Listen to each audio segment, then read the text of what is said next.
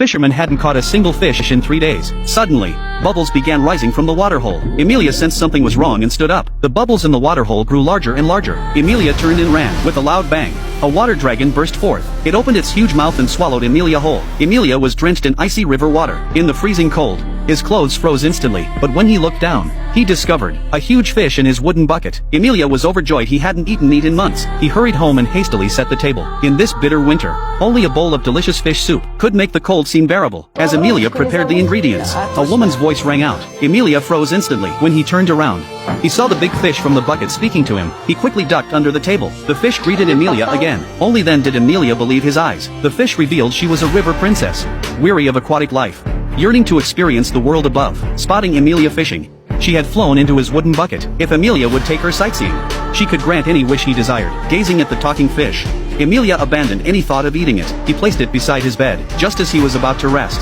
the house suddenly began to tremble. Slowly, the entire dwelling lifted off the ground. Before Emilia could react, his bed and stove shot straight out the door. After some time, the stove finally came to a stop. Emilia asked the big fish if she had caused it. The fish told Emilia she wanted to take him to see the magical kingdom. Then the land covered in ice and snow began to melt, revealing lush, thriving green grass. Before long, the entire land was a sea of green. Emilia carried the wooden bucket to the shore.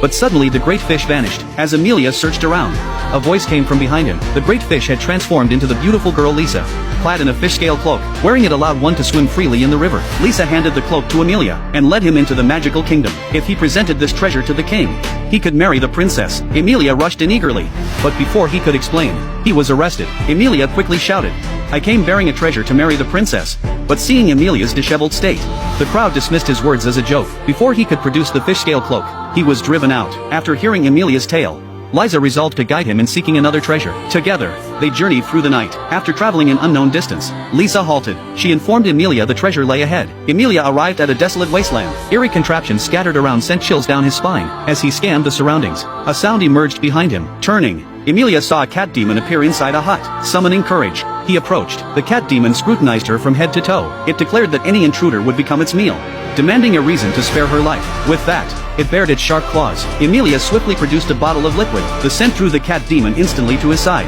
He handed the bottle over. The creature eagerly drank its contents. Emilia snatched the bottle back to get another taste of the delicious liquid. The cat demon instantly became docile, even crawling into the basket on its own. Emilia hurried back to the kingdom with the cat demon. The king was delighted to see the fiddle-playing creature, and immediately promised to marry his princess to Emilia.